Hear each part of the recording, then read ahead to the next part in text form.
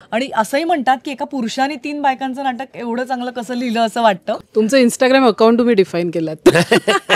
हे नाटक वाचता क्षणी नीना ते म्हणाले मी हे करते. पण मला नेहमी असं वाटायचं की मला हिला असं अजून आव्हानात्मक काहीतरी द्यावं. असेन मी नसेन मीचा प्रयोग टाटाला जसा होईल ना तसा इतर कुठेच होणार नाहीये. आवर्जून या.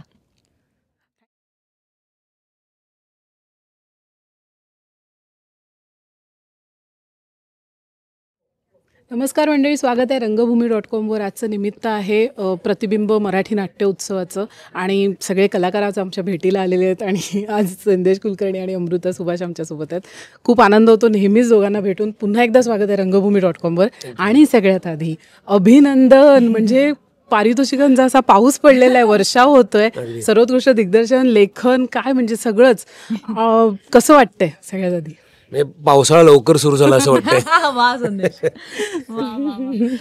नाही, मला खूपच आनंद झाला, कारण पहिलं दिग्दर्शन माझं आणि मी दिग्दर्शन करावं म्हणून संदेश मला इतकी वर्ष, म्हणजे मी आजी नावाची एक शॉर्ट फिल्म आम्ही दोघांनीच त्याची निर्मिती केली होती. माझ्या आजी जेव्हा गेली तेव्हा ती मी केली होती. माझ्या आईने माझ्या आजीचं काम केलं होतं त्याच्यात. सो तेव्हा ती मी लिहिली होती आणि दिग्दर्शित केली होती. आणि तेव्हापासूनच मला जाणवलं होतं की मला आवडतं हे करायला, पण प्रत्येक गोष्टीची एक वेळ यावी लागते. मधल्या वर्षांमध्ये संदेश मला स्त्री दिग्दर्शकांचे सिनेमे दाखव, नाटकं दाखव, बघ बघ बघ, तुला हे करायचं आहे. पण मला अभिनय अर्थात तेवढाच आवडतो, त्याच्यामुळे त्याची वेळ आत्ता आली. आणि त्या पहिल्याच प्रयत्नाला प्रेक्षकांनीही उचलून धरलं आणि पुरस्कारांनीही उचलून धरलं.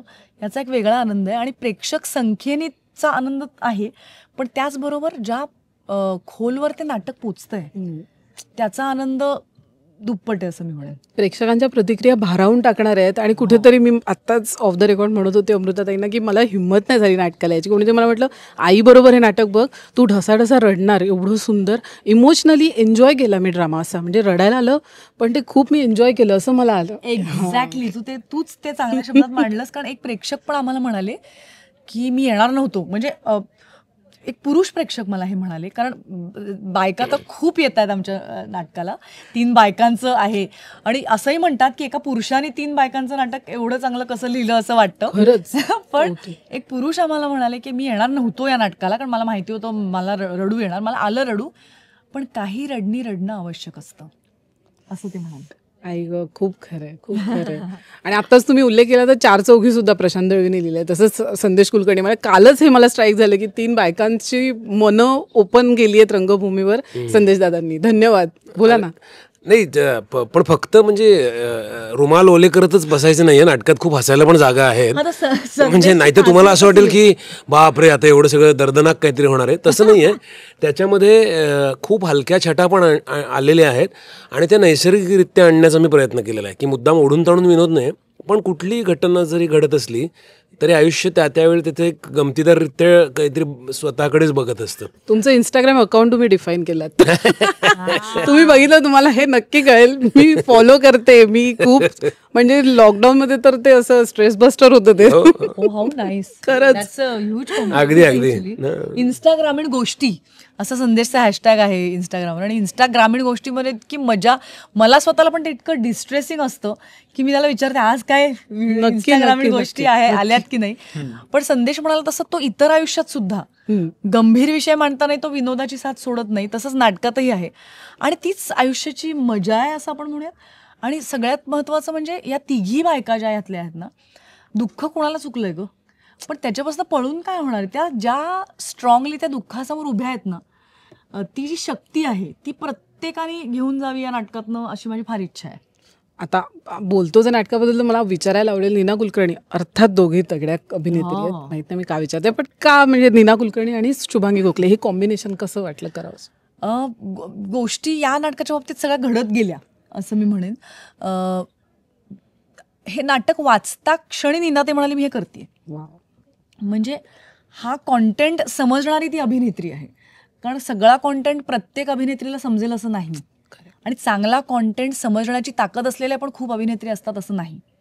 चांगल्या अभिनेत्री खूप असतात, पण चांगला कॉन्टेंट समजण्याची क्षमता असणं आणि चांगली अभिनेत्री असणं या 2 वेगळ्या गोष्टी मला वाटतात. नीनाताईकडे ती क्षमता आहे आणि त्यामुळे तिने पहिल्यांदा वाचता क्षणी ती म्हणाली, मी तिची सिरियल चालू होती, ती 70 वर्षांची आहे, पण ती म्हणाली मी हे सोडणार नाही Amru, I am not going to. आणि संदेशला ती म्हणते ना, हा या नाटकाचा संहिता हा हिरो आहे.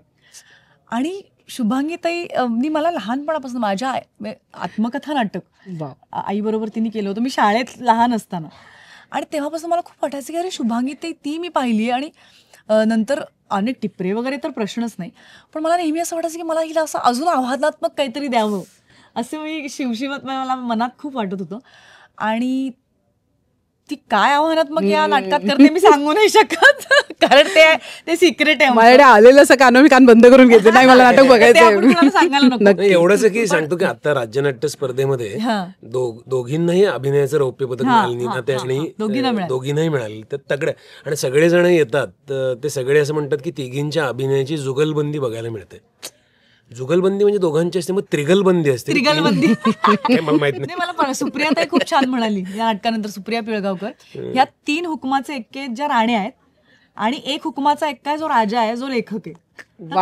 छान सांगितलं ना या नाटकाविषयी, असं मला फार आवडलं. सुप्रिया पिळगावकर आणि सचिनजी आम्हाला सरप्राईज दिलं त्यांनी आणि आले, आणि मला खूप आनंद झाला की सचिनजीला दिग्दर्शनातलं इतकं त्यांनी मला हे म्हणजे त्यांना पोचलं, ह्याचा मला खूप विशेष आनंद झाला. आणि सर्व अंगाने हे नाटक लोकांपर्यंत पोचावं अशी माझी इच्छा आहे. संगीत या नाटकाचं, किंवा प्रदीप मुळ्यांच्या सेटला पण नेपथ्याला प्राईज आहे.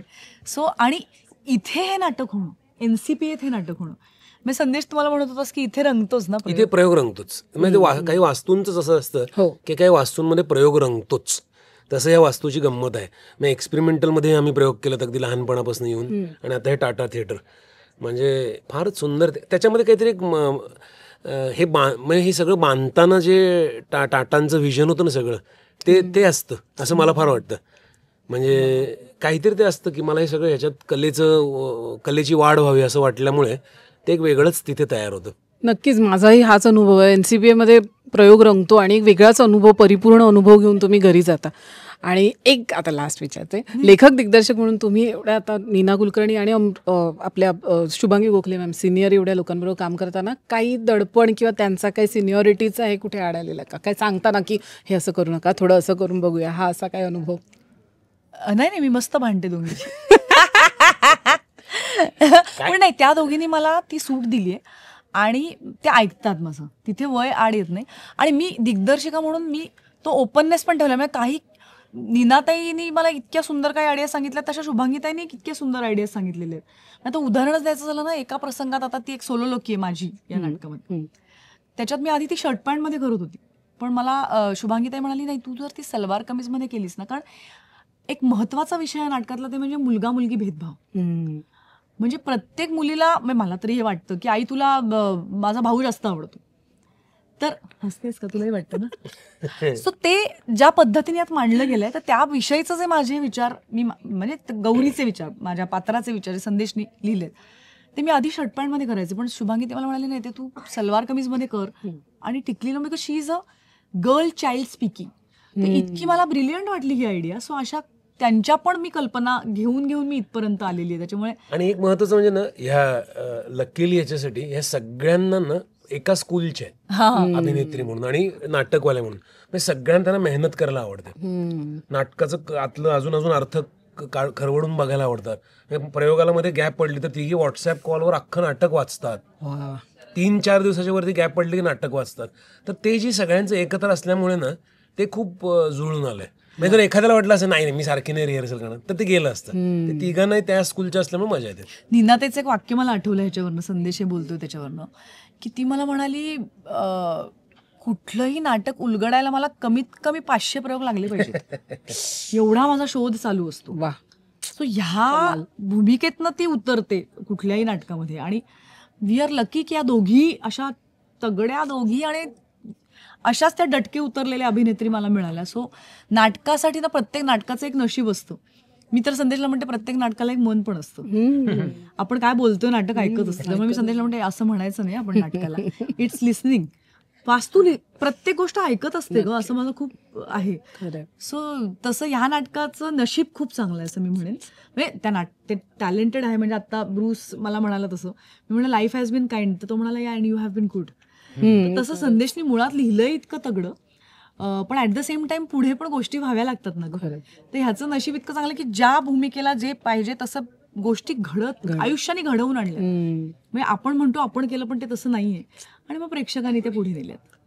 आणि आता अमृताताई जे म्हणाले की भावाला जास्त फेवर करतात, हे आम्हाला कळू शकतं, म्हणजे आम्हाला जाणू शकतो. तुम्हाला तुमच्यातल्या भावाला कधी जाणवलं?